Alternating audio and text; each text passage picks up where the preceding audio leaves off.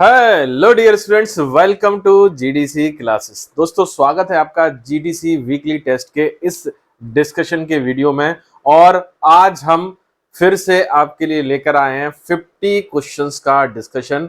आप इन 50 क्वेश्चंस का हम प्रॉपर एक्सप्लेनेशन देखेंगे दोस्तों, और यहाँ पर उनके पॉसिबल आंसर्स पर भी चर्चा की जाएगी। और साथ ही साथ एक और इम्पॉर्टेंट चीज जो मैं आपको बताना चाहूंगा, ये टेस्ट आप लोगों को परफॉर्म कर चुके हैं और इस टेस्ट में फिजिकल फार्मास्यूटिक्स का कुछ इंपॉर्टेंट टॉपिक्स थे।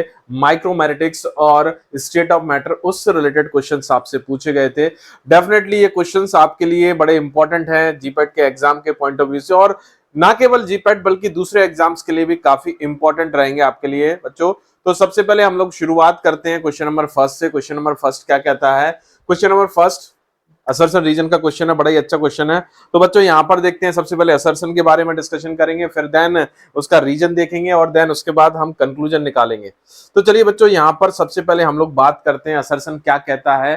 तो असर्शन कहता है फॉर एन एपीआई, एपीआई मतलब ड्रग के बारे में बात किया गया है, API of approximately same particle size. मतलब एक एपीआई आपने यूज किया जिनका पार्टिकल साइज सिमिलर है, एक जैसे पार्टिकल साइज के हैं, मतलब यहां पर साइज कांस्टेंट है।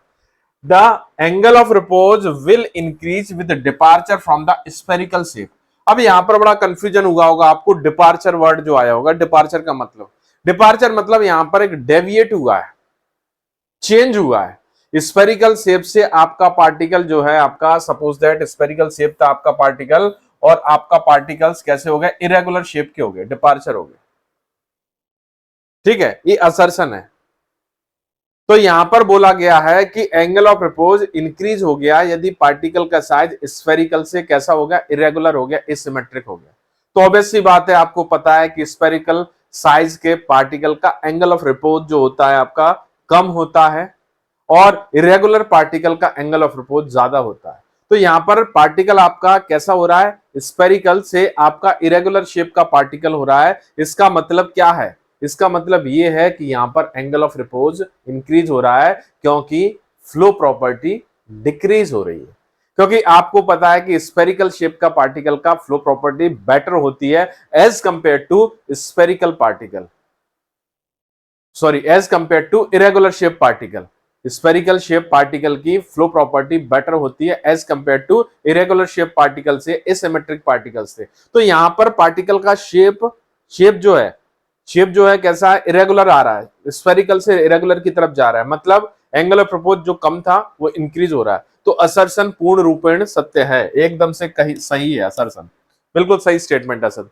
रीजन, रीजन मतलब क्यों हो रहा है ऐसा, क्या इसका कॉज है? रीजन जो दिया हुआ, पहले तो हम देखेंगे इसकी सत्यता को जांचेंगे, इसकी कह सकते हैं कि इसका राइट है या रॉन्ग है, इसको करेक्ट है इनकरेक्ट है, इसको देखेंगे। देन उसके बाद हम बात करेंगे क्या ये इसका करेक्ट रीजन है। तो चलिए सबसे पहले हम यहाँ पर रीजन को देखते हैं। Angle of repose is a function of surface roughness. जी हाँ, सरफेस रफनेस के बारे में बता रहा है कि एंगल ऑफ प्रपोज किस पर डिपेंड करता है? सरफेस रफनेस पर डिपेंड करता है, किसकी? और साथ ही साथ पार्टिकल साइज पर डिपेंड करता है। With constant particle size constant है, तो यदि रफनेस इंक्रीज होती है तो एंगल ऑफ रिपोज इंक्रीज होता है, और फ्लो प्रॉपर्टी जो है आपकी डिक्रीज हो जाती है। जी हाँ, यहां पर देखिए दो इंपॉर्टेंट चीज जो इस रीजन में बोली गई हैं कि पार्टिकल का शेप और पार्टिकल का साइज, ये दोनों के दोनों फैक्टर्स जो हैं वो आपके ड्रग के फ्लो प्रॉपर्टी को अफेक्ट करते हैं। जैसे पार्टिकल का साइज ज्यादा होता है तो फ्लो प्रॉपर्टी बेटर होती है, पार्टिकल का साइज छोटा होता है तो फ्लो प्रॉपर्टी आपकी इंफीरियर होती है। उसी तरीके से पार्टिकल का शेप स्फेरिकल है तो फ्लो प्रॉपर्टी अच्छी होगी, एंगल ऑफ प्रपोज कम होगा, और पार्टिकल का शेप यदि इरेगुलर है, एसिमेट्रिक है, तो एंगल ऑफ प्रपोज ज्यादा होगा, फ्लो प्रॉपर्टी कम होगी। तो यहां पर क्या हो, रफनेस इंक्रीज हो रही है, मतलब पार्टिकल स्फेरिकल से रफ शेप का पार्टिकल हो रहा है, तो मतलब कहीं ना कहीं आपका एंगल ऑफ प्रपोज क्या हो रहा है? इंक्रीज हो रहा है, और फ्लो प्रॉपर्टी डिक्रीज हो रही है। तो मतलब असर्शन और रीजन दोनों करेक्ट है। चलिए ऑप्शंस देखते हैं। यहां पर असर्शन रीजन दोनों किसमें करेक्ट है? इसमें करेक्ट है, इसमें दोनों में फॉल्स बोला गया है। यहां पर बोला गया assertion is true but reason is false, तो ये भी रॉन्ग हो गया।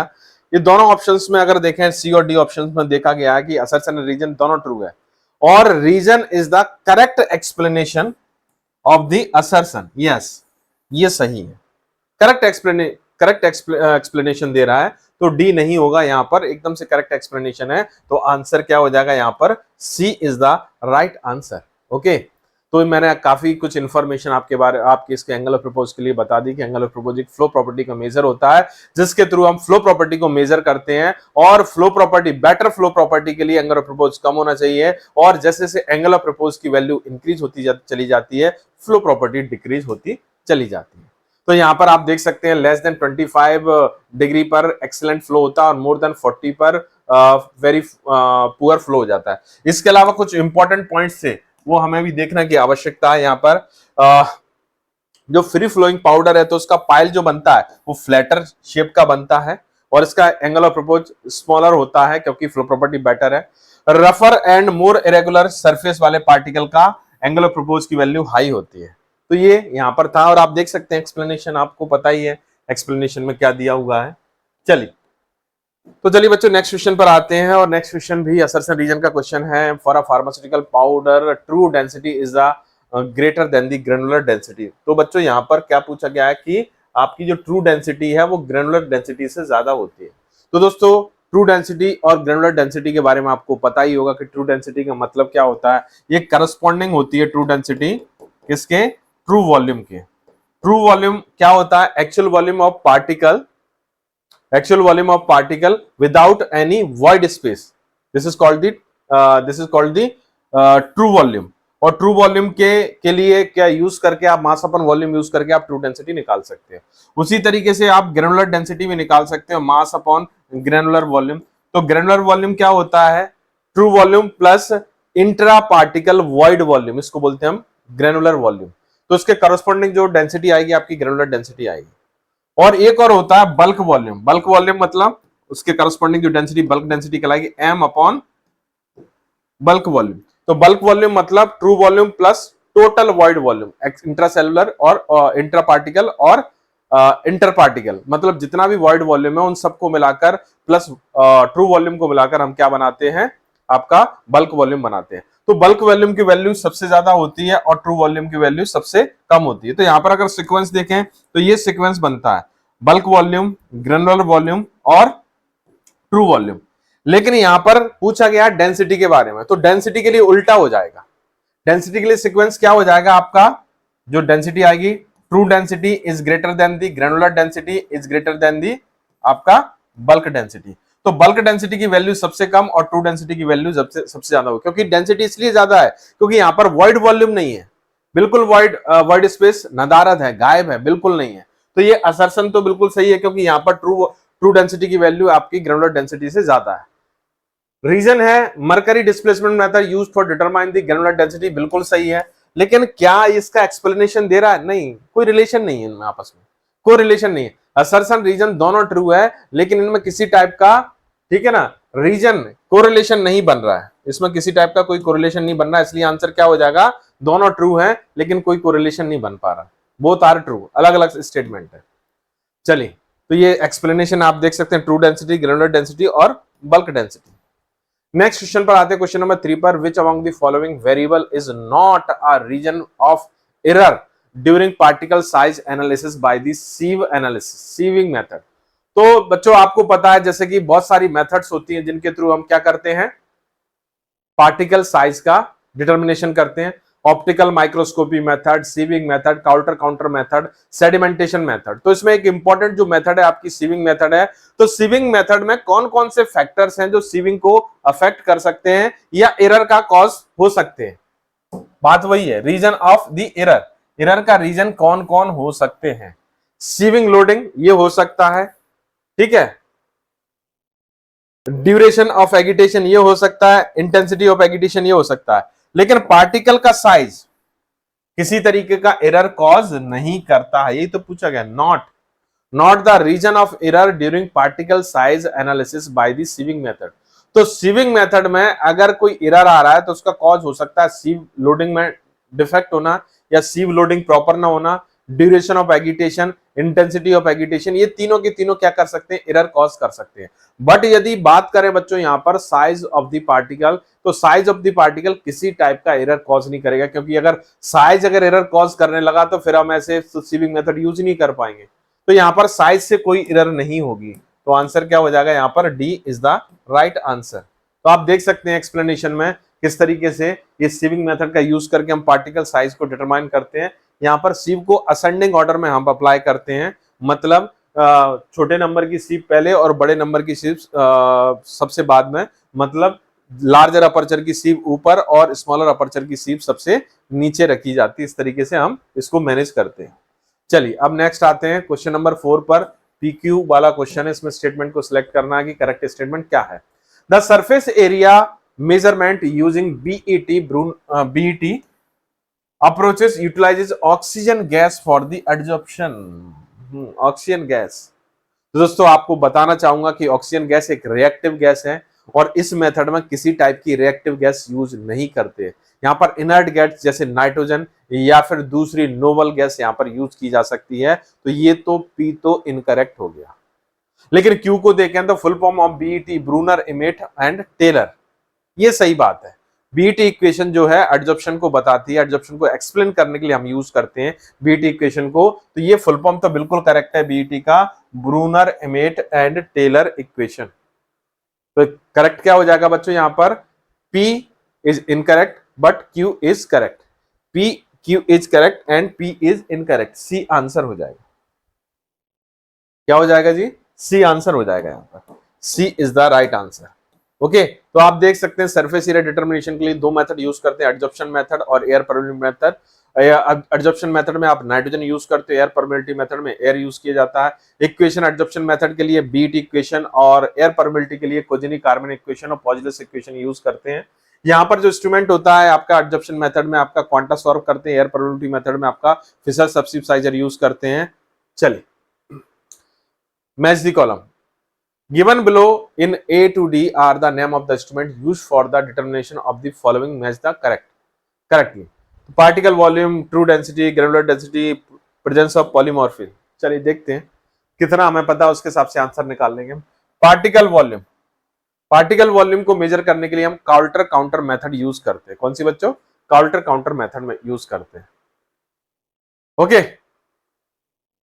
पॉलीमॉर्फ की डिटेक्शन के लिए आप differential thermal calorimetry method use करते हैं। ओके, ट्रू डेंसिटी को मेजर करने के लिए आप हीलियम पिक्नोमीटर और ग्रेनुलर डेंसिटी के लिए मरकरी डिस्प्लेसमेंट मेथड यूज करते हैं। तो यहां पर first C, second A, third B and fourth D, ये हो जाएगा आंसर। आपको पता है इंस्ट्रूमेंट के नाम आपको याद रखना है कि पार्टिकल वॉल्यूम के लिए काउल्टर काउंटर, आपके दिमाग में चल रहा होगा कि काउल्टर काउंटर तो पार्टिकल साइज की डिटरमिनेशन की मेथड है। जी हाँ बिल्कुल है, बट पार्टिकल साइज ने से पार्टिकल वॉल्यूम पहले डिटरमाइन होता है, देन उससे आप पार्टिकल साइज डिटरमाइन कर सकते हो। ट्रू डेंसिटी हीलियम पिक्नोमीटर की हेल्प से मेजर करते हैं, ग्रेनुलर डेंसिटी मरकरी डिस्प्लेसमेंट से, और प्रेजेंस ऑफ पॉलीमॉर्फ डीएससी या फिर इसके अलावा डीटीए, डीटीसी, ये मेथड यूज कर सकते हैं आप। चलिए बहुत सारी मेथड है, इज द राइट आंसर। तो आप देख सकते हैं डिफरेंट टाइप के इक्विपमेंट हैं जिनकी हेल्प से आप क्या करते हो, डिफरेंट टाइप के प्रॉपर्टीज को आप मेजर करते हो। चलिए नेक्स्ट क्वेश्चन पर आते हैं, बड़ा ही फेमस क्वेश्चन है, which of the following statement not true regarding the bulkiness. इनमें से कौन सा स्टेटमेंट सही नहीं है, किसके लिए, बल्कीनेस के बारे में। तो बल्कीनेस के लिए एक आंसर बोलूंगा, bulkiness B is the reciprocal of the bulk density. याद रखना, ये अगर आपको याद है तो ये क्वेश्चन आपको बन जाएगा। तो पहले ही ऑप्शन है the reciprocal of bulk density is bulkiness, ये सही है। अब यहां से सारे ऑप्शंस आपके निकल के आएंगे। Bulkiest substance will require container larger than the require for less bulky substances. मैंने आपको बताया था बल्क डेंसिटी की वैल्यू कम होती है, तो बल्क डेंसिटी का रेसिप्रोकल क्या है, बल्कीनेस। तो ऑब्वियसली बात है कि जिसकी बल्क डेंसिटी कम होगी उसकी बल्कीनेस ज्यादा होगी, और बल्कीनेस अगर ज्यादा होगी तो उसके लिए लार्जर क्वांटिटी का कंटेनर रिक्वायर होगा उसकी पैकेजिंग के लिए। मतलब कोई सब्सटेंसेस बल्कीनेस ज्यादा रखता है, बल्क ज्यादा है उसका, तो उसके लिए कंटेनर की, बड़े कंटेनर की रिक्वायरमेंट होगी। तो ये बी भी करेक्ट हो गया। Smaller particle shifted between larger ones and increase the bulkiness increase decrease in the particle size. अब यहां पर बोला है स्मॉलर पार्टिकल शिफ्टेड, अगर मान लीजिए आपके लार्जर पार्टिकल है, लार्जर पार्टिकल के बीच में छोटे पार्टिकल शिफ्ट हो जाएंगे, तो उसके कारण बल्कीनेस क्या होगी, इंक्रीज होगी या डिक्रीज होगी। अभी तो एडजस्टमेंट हो गया, बल्कीनेस ऑब्वियसली बात है कम होगी क्योंकि बल्क डेंसिटी इंक्रीज हो जाएगी, एडजस्ट हो गए ना मॉलिक्यूल, पार्टिकल एडजस्ट हो गए बड़े पार्टिकल के बीच में, तो उसका वॉल्यूम कम हो जाएगा, बल्कीनेस कम हो जाएगी, डेंसिटी बढ़ जाएगी।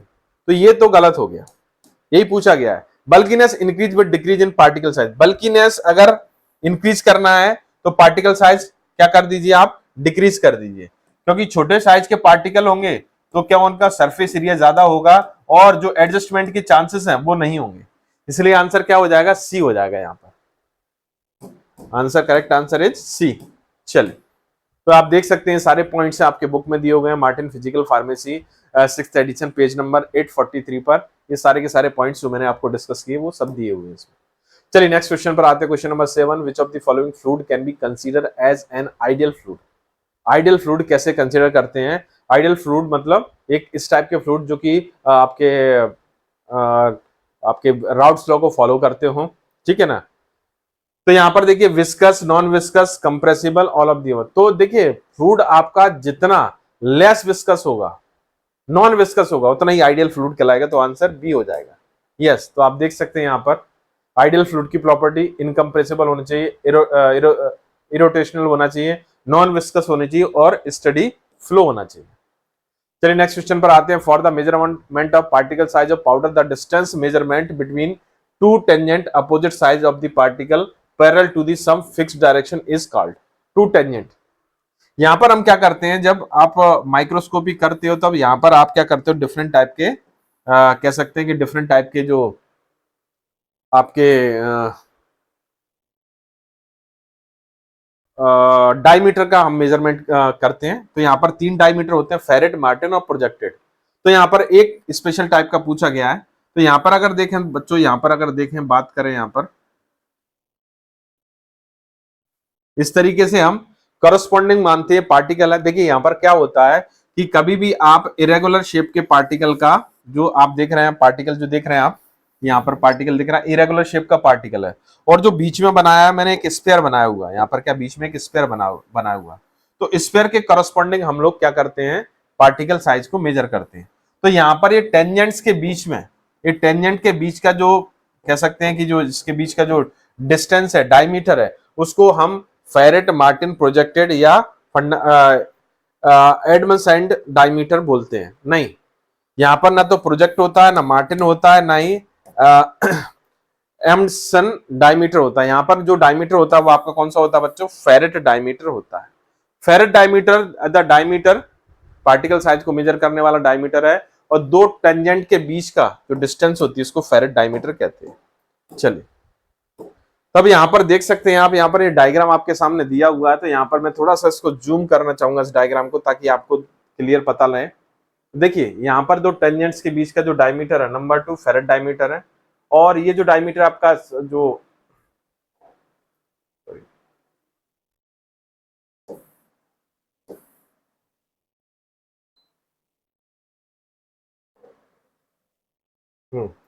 ये जो डायमीटर फेरेट, और ये जो डायमीटर आप देख रहे हैं तीसरा वाला, ये स्फीयर को बाइसेक्ट करती हुई एक लाइन है। तो स्फीयर का जो डायमीटर, प्रोजेक्टेड एरिया डायमीटर, और ये जो आपका पार्टिकल जो मैक्सिमम पार्ट जो एरिया कवर कर रहा है, मैक्सिमम डिस्टेंस जो कवर कर रहा है किसमें, आपके स्फीयर में, उसको बोलते हैं आप कौन सा, मार्टिन डायमीटर। तो मार्टिन, फेरेट, प्रोजेक्टेड, ये 3 टाइप के डायमीटर होते हैं जो हम यूटिलाइज करते हैं पार्टिकल साइज के मेजरमेंट में बाय द ऑप्टिकल माइक्रोस्कोपी। चलिए नेक्स्ट क्वेश्चन पर आते हैं, bulk product defined as. Bulk product को डिफाइन करिए। Product completing all processing stages but not necessarily final packaging, a product ready for final dispatch, raw material used for the making final dosage form, a defined quantity of raw material from the same batch। ये बड़ा अच्छा question है। Bulk product का मतलब क्या होता है, ये हमारे लिए जानना बहुत जरूरी है। बल्क प्रोडक्ट का मतलब, जैसे अभी मैंने बल्कीनेस के बारे में बताया था अभी, ठीक है, उसी तरीके से आपको बल्क प्रोडक्ट के बारे में जानना चाहिए कि ऐसा प्रोडक्ट, जैसे कि सपोज दैट आपने कोई डोजेस फॉर्म बनाया और ये टैबलेट्स हैं आपके पास, टैबलेट्स के बहुत सारी टैबलेट्स यहाँ पर पड़ी हुई हैं, इस तरीके से पड़ी हुई हैं कहीं पर भी किसी एरिया में, और इसको पैकेज नहीं किया गया है। सारी प्रोसेसिंग हो चुकी है लेकिन फाइनल पैकेजिंग नहीं किया गया है इसका। सारी प्रोसेस कंप्लीट कर ली आपने, एकदम से सब कुछ कंप्लीट है, एवरीथिंग हैज बीन प्रोसेस्ड, सब कुछ प्रोसेस्ड है, क्वालिटी कंट्रोल टेस्ट हो गया, मैन्युफैक्चरिंग हो गया, सब कुछ हो गया, लेकिन पैकेजिंग नहीं हुई है। तो पैकेजिंग से पहले जो आपका डोजोस्पर्म की कंडीशन होती है, जो प्रोडक्ट की जो कंडीशन होती है, वो क्या कहलाती है? आपकी आपकी क्या कहलाती है? बल्क प्रोडक्ट कहलाता है। वो क्या कहलाता है? बल्क प्रोडक्ट कहलाता है। तो A is the right answer of this question. Okay, तो देखिए ये डिफरेंट टाइप की डेफिनेशन है, raw material, API, biological product, bulk drug, drug product, new drug molecule और कंटेनमेंट। चलिए अब आते हैं next, helium pycnometer use to determine. Helium pycnometer किसके लिए यूज किया जाता है? अभी अभी पढ़ा था थोड़ी देर पहले हीलियम पिक्रोमीटर के बारे में, मैच दी कॉलम देख रहे थे। साइज के बारे में, साइज के लिए तो optical microscopy, sieving, sedimentation, counter counter use करते हैं। सेडिमेंटेशन के लिए यूज नहीं किया जाता। सरफेस एरिया के लिए अभी देखा क्वांटासॉर्ब और फिशर सब्सिडाइजर यूज कर रहे थे। ट्रू डेंसिटी के लिए आप हीलियम पिक्रोमीटर यूज करते हैं। कौन सा? हीलियम पिक्रोमीटर। तो सही आंसर है बी, बहुत ही सिंपल क्वेश्चन था। तो ट्रू डेंसिटी को मेजर करने के लिए helium displacement, gas displacement method या लिक्विड डिस्प्लेसमेंट मेथड, और ग्रेनुलर डेंसिटी के लिए मर्करी डिस्प्लेसमेंट मेथड, और बल्क डेंसिटी को मेजर करने के लिए बल्क डेंसिटी apparatus आप यूज करते हैं। चलिए नेक्स्ट क्वेश्चन पर आते हैं, question number 11। In the rhombohedral packing percentage of porosity is. Rhombohedral packing, देखिए पैकेजिंग कई तरह की होती है, लेकिन दो इंपॉर्टेंट पैकेजिंग होती है, एक ओपन और दूसरी क्लोज। ओपन मतलब मोर पोरोसिटी और क्लोज मतलब लेस पोरोसिटी। तो यहां पर अगर देखें, जो रेम्बोहेड्रल पैकिंग होती है वो क्लोज टाइप की होती है। कैसी होती है? क्लोज टाइप की। और यहां पर अगर देखें क्लोज टाइप में पैकेजिंग और पोरोसिटी सबसे कम किस ऑप्शन में दिख रही है? यहां पर दिख रही है कितने? 26%। तो rhombohedral packing is the closed type of packing and it has porosity 26%, and in the case of open packing we have porosity 48%। कितनी? 48%। तो आंसर क्या हो जाएगा यहां पर? ए इज द राइट आंसर। तो देखिए क्लोजेस्ट पैकिंग या close packing, rhombohedral packing, open loosest packing, cubic packing. 48% ये ओपन या क्यूबिक पैकिंग। क्यूबिक पैकिंग को हम ओपन बोलते हैं और रोम्बोहेड्रल पैकिंग को क्या बोलते हैं? क्लोजेस्ट बोलते हैं। CROC ऐसे याद रखिएगा। कैसा ये कंफ्यूजन अगर होता है इसमें तो CROC, समझ गए? ओके चलिए क्वेश्चन नंबर 12। इस तरह के क्वेश्चन भी आते हैं, आपके एग्जाम में भी आते हैं, और इस टेस्ट में आपको देखा होगा बहुत सारे क्वेश्चंस ऐसे साइज रेंज से होंगे कि जो कि आपको जो आपका पार्टिकल साइज डिटरमिनेशन की मेथड के लिए जो आप मेथड्स यूज करते हैं उनकी रेंज क्या होती है, उनकी लिमिटेशन क्या होती है। तो यहाँ पर अगर सेडिमेंटेशन मेथड के बारे में बात करें तो उससे कितने साइज तक के पार्टिकल को अप टू और लोअर लिमिट, मतलब हायर लिमिट और लोअर लिमिट क्या होती है?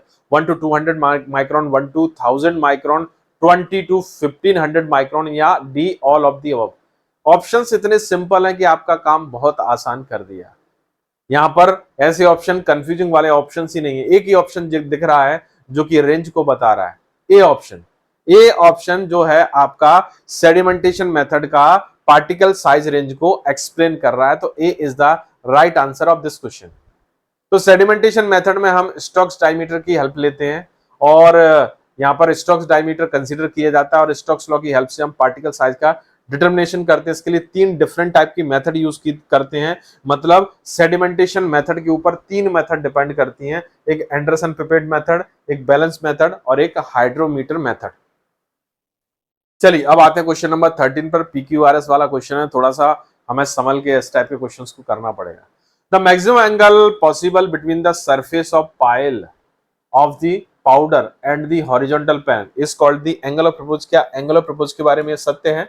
देखिए the maximum angle possible between the surface of pile of the powder and the horizontal plane,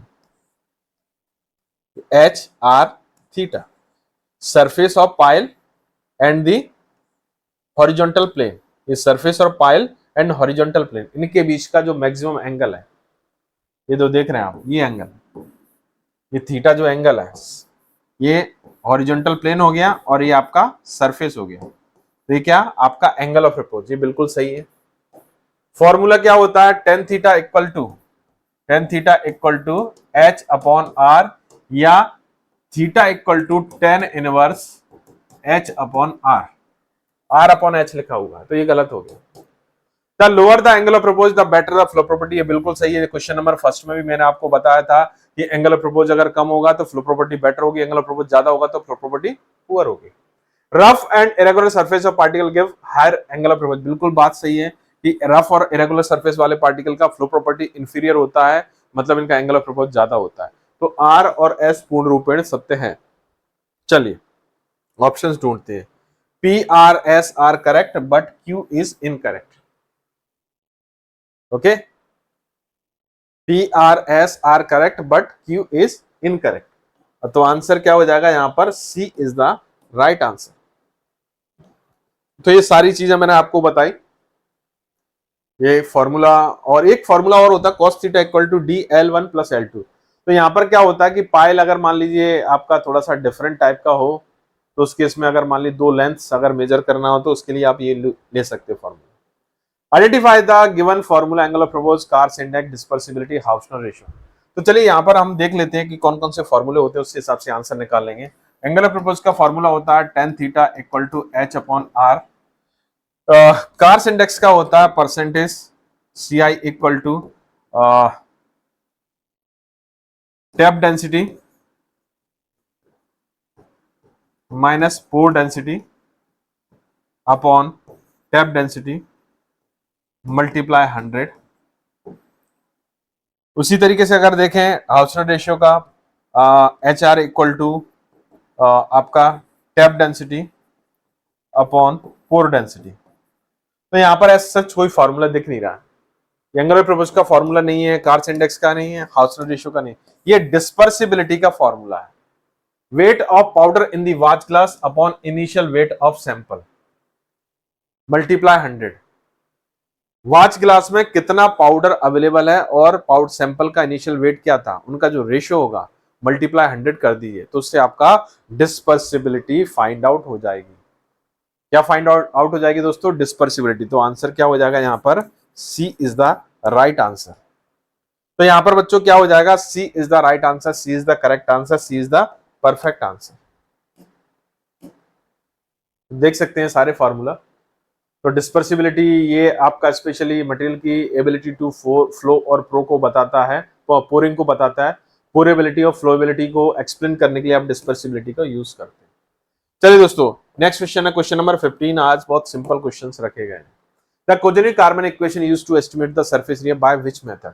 तो दोस्तों मैंने आपको एक सरफेस एरिया वाला क्वेश्चन कराया था, आई थिंक क्वेश्चन नंबर 2 था, तो उसमें मैंने पूरा एक्सप्लेन किया था कि कोजेनिक कार्बन इक्वेशन किसके लिए होते हैं, पोजलेस इक्वेशन किसके लिए होता है, बीट इक्वेशन किसके लिए होता है, वो सब कुछ बताया था। तो दोस्तों यहाँ पर अगर देखें एडजॉर्प्शन मेथड में अगर बात करें सरफेस एरिया मेजरमेंट करने की, अब जो एडजॉर्प्शन मेथड है उसमें बीट इक्वेशन यूज करते हैं। Counter counter method surface area को मेजर करने की मेथड है ही नहीं है। लिक्विड डिस्प्लेसमेंट मेथड भी नहीं है। एयर परमिलिटी मेथड जो होती है इसमें आप कोजेनिक कार्बन इक्वेशन और पोजलेस इक्वेशन दोनों यूज करते हैं। सी आंसर हो जाएगा। क्या हो जाएगा बच्चों, C is the right answer of this question. Yes, C is the right answer.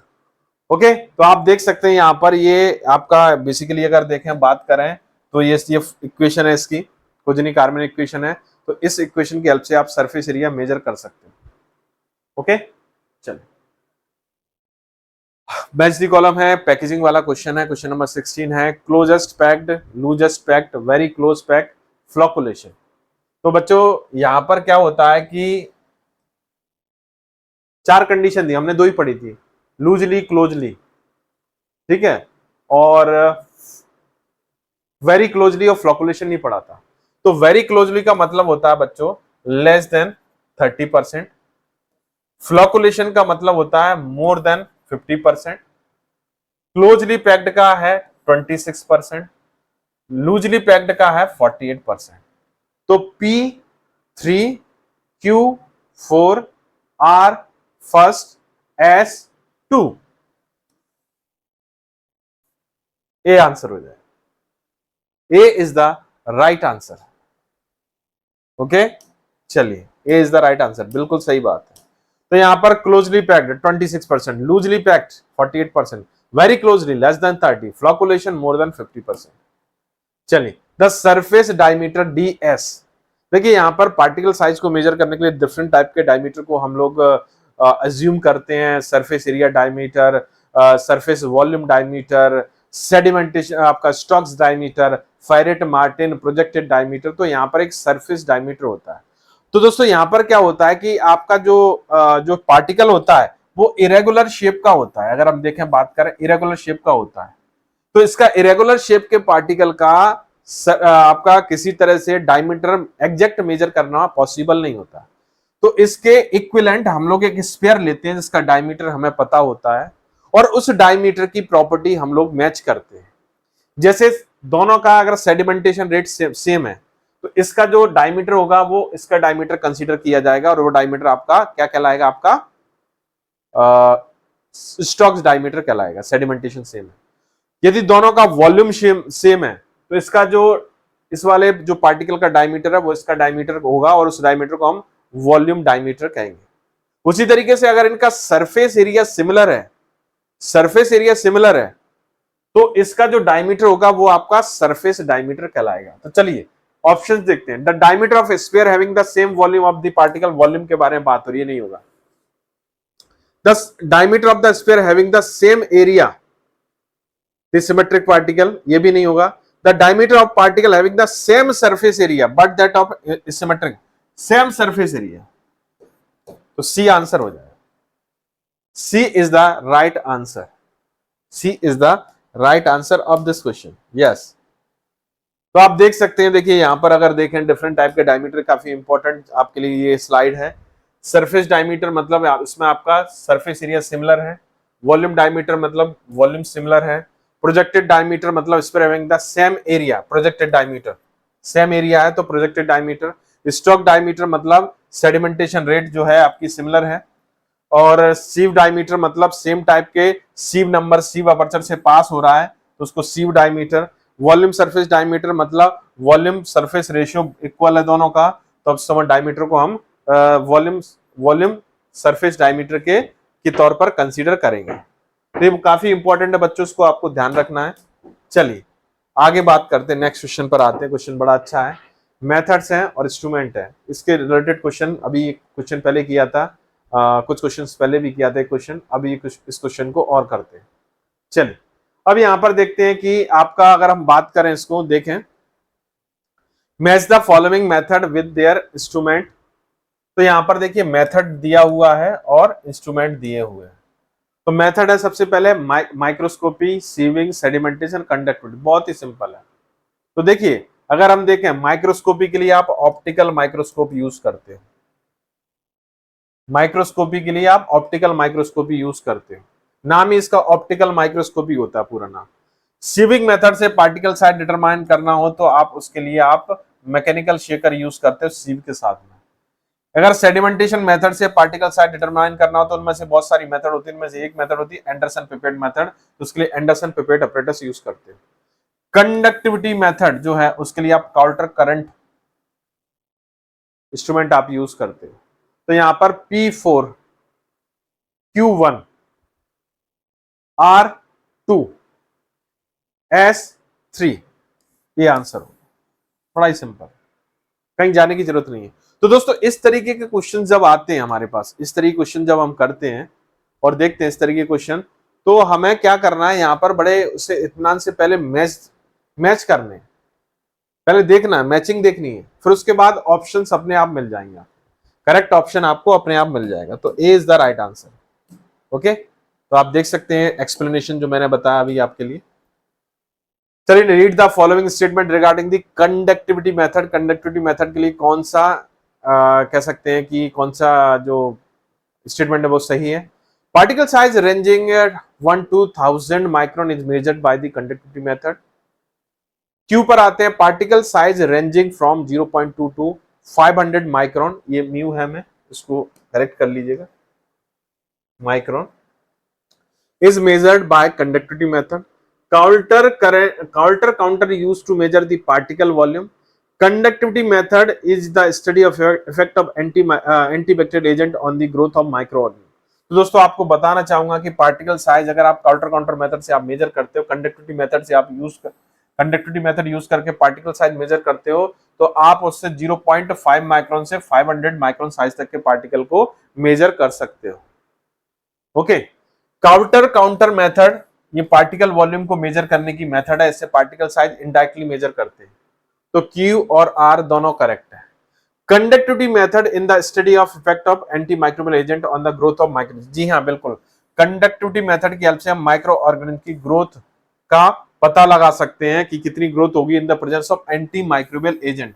Anti microbial agent का इफेक्ट क्या हो सकता है आपके माइक्रो ऑर्गेनिज्म की ग्रोथ के ऊपर, वो भी हम पता लगा सकते हैं। तो क्यू आर एस तो करेक्ट है, लेकिन पी इनकरेक्ट है, गलत रेंज दी गई है। तो यहां पर देखें Q R S is true but P is false.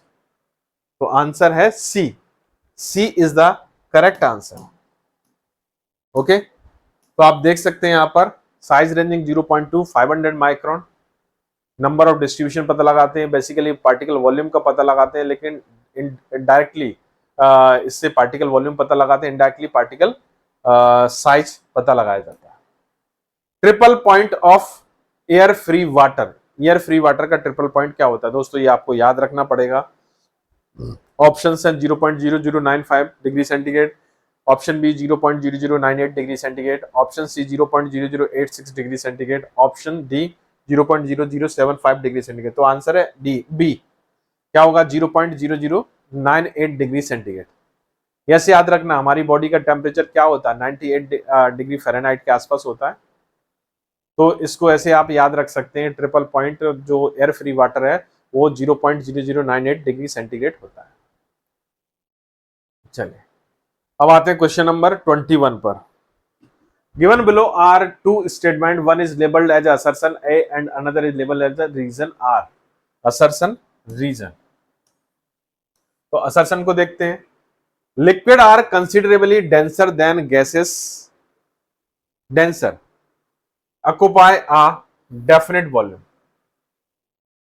Denser, बिल्कुल सही बात है। सॉलिड, लिक्विड और गैस में अगर कंपैरिजन करें तो सॉलिड मोर डेंसर, ये आपका डेंसर कह सकते हैं इसको, और ये कैसे होते हैं, लीस्ट डेंसर। मतलब सॉलिड की डेंसिटी सबसे ज्यादा होती है, देन लिक्विड की, और देन आपके गैस की होती है।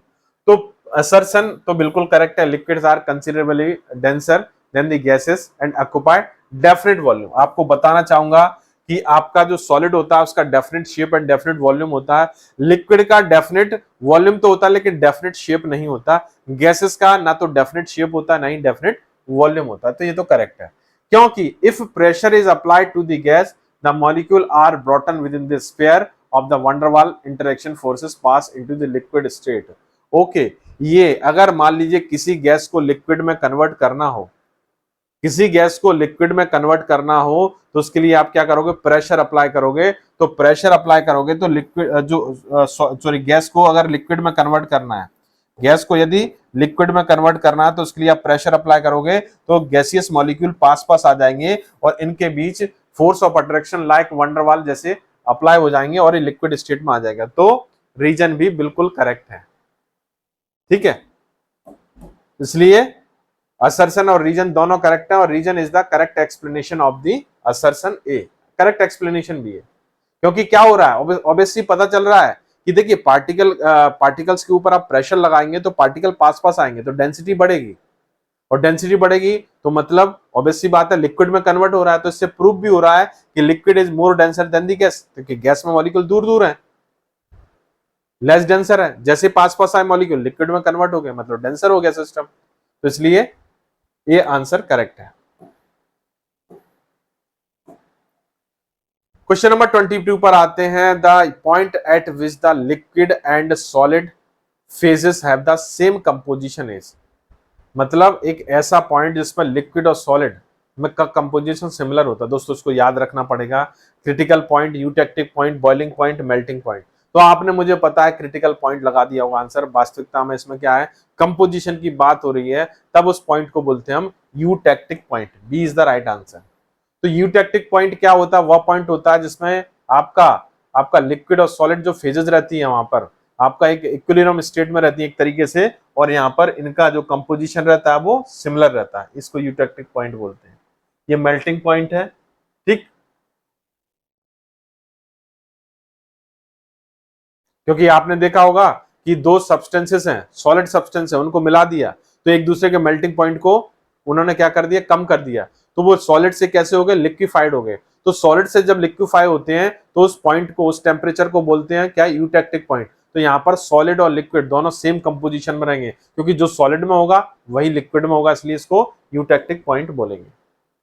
The change in the state from solid to the gas, gas से सॉलिड में कन्वर्जन क्या कहलाएगा। बॉइलिंग में क्या होता है दोस्तों, आपके लिक्विड का vapour pressure equal to the atmospheric pressure, तो उस समय क्या होने लगता है, बॉयल होने लगता है, उसको बॉइलिंग पॉइंट बोलते हैं। मेल्टिंग पॉइंट, कुछ सॉलिड सब्सटेंसेस लिक्विफाइड हो जाता है, उसको मेल्टिंग बोलते हैं, ठीक है। एवोपरेशन का मतलब होता है कोई लिक्विड को आपने टेम्परेचर दिया और वे वेपर फॉर्म में कन्वर्ट हो गया। सब्लिमेशन का मतलब क्या होता है, conversion of solid directly into the gaseous form, gaseous form में कन्वर्जन हो जाना क्या कहलाता है, आपका सब्लिमेशन कहलाता है। तो इसका आंसर क्या हो जाएगा, A. A is the right answer of this question, sublimation. चलिए, तो सब्लिमेशन आप देख सकते हैं यहां पर, देखिए सॉलिड मेल्ट होके लिक्विड बनाता है और लिक्विड वेपराइज होके गैस बनाता है, गैस कंडेंस होके लिक्विड और लिक्विड कंडेंस होके सॉरी लिक्विड फ्यूज होके सॉलिड बनाता है। अब यदि आपको सॉलिड से डायरेक्टली क्या बनाना हो, गैस बनाना हो, तो इस प्रोसेस को क्या बोलेंगे हम, सब्लिमेशन बोलेंगे।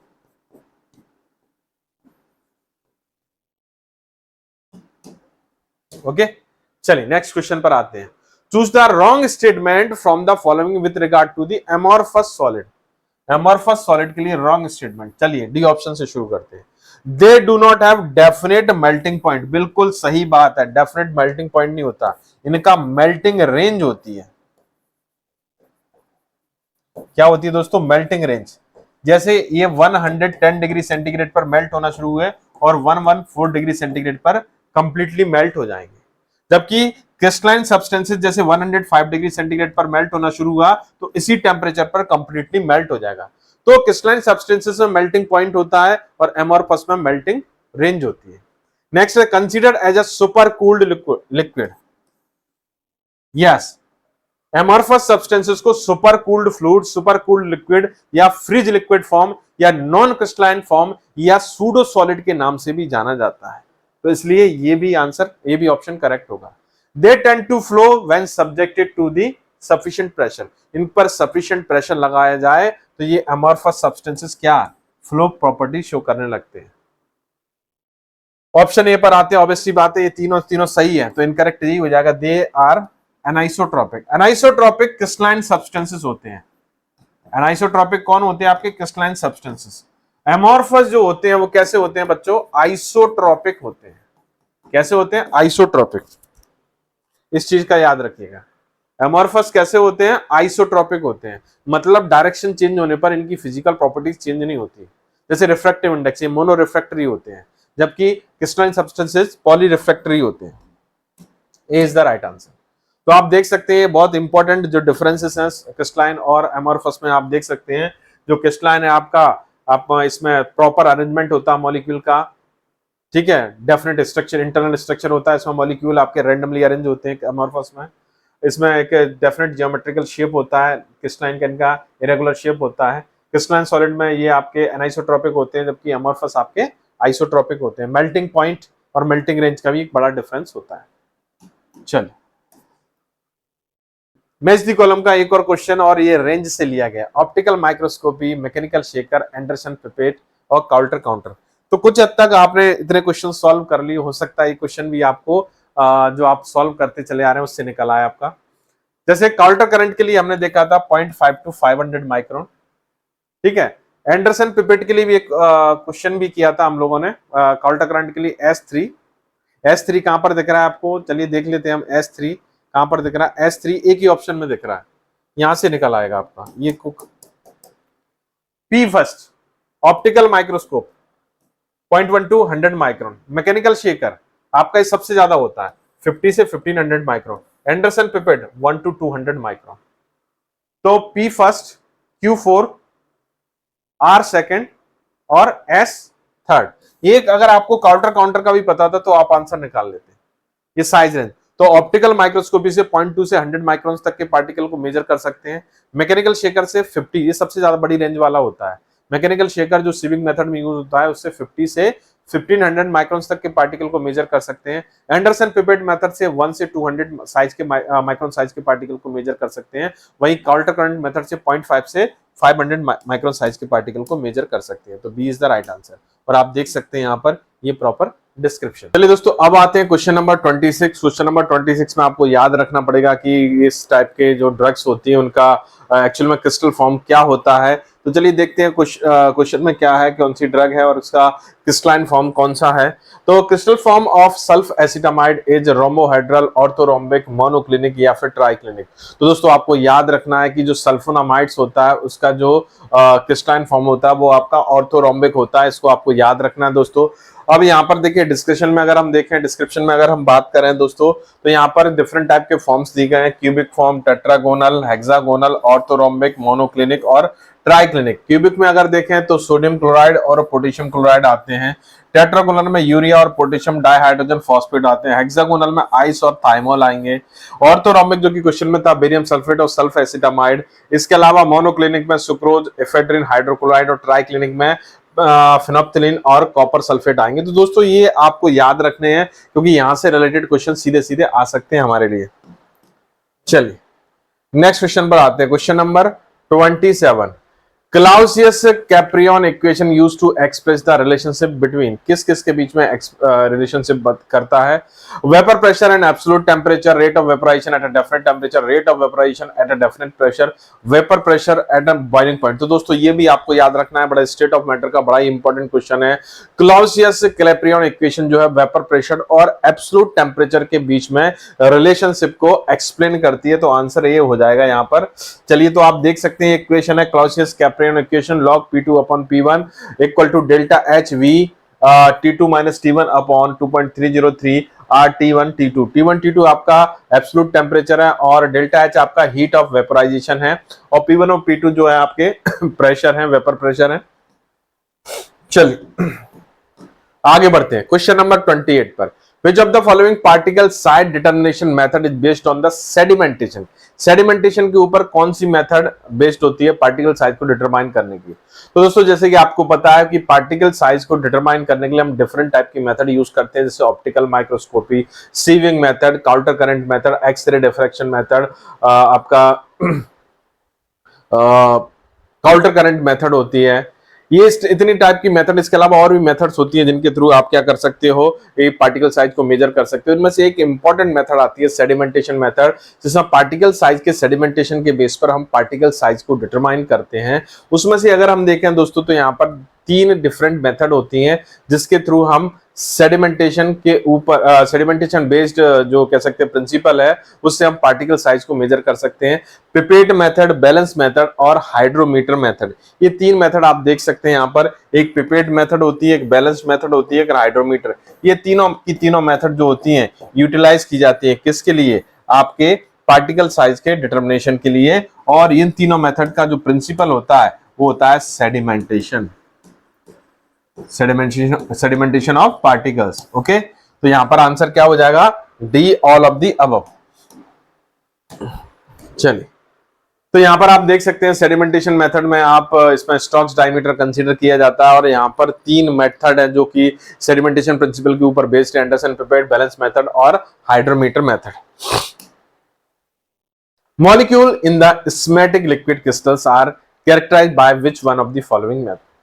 तो दोस्तों यहां पर आपको याद रखना पड़ेगा जो मॉलिक्यूल्स होते हैं आपके, जैसे कि हम देखें फिजिकल स्टेट देखें तो यूजुअली हम पढ़ते हैं 3 टाइप की फिजिकल स्टेट होती है, सॉलिड, लिक्विड और गैस। इसके अलावा रिसेंट एडवांसमेंट अगर बात करें, रिसेंट डिस्कवरीज की बात करें तो यहाँ पर दो कह सकते हैं फिजिकल स्टेट और कंसीडर की गई हैं। इसमें से एक स्टेट जो होती है प्लाज्मा स्टेट होती है और एक 5th नंबर की स्टेट जो होती है बोस-आइंस्टीन स्टेट होती है।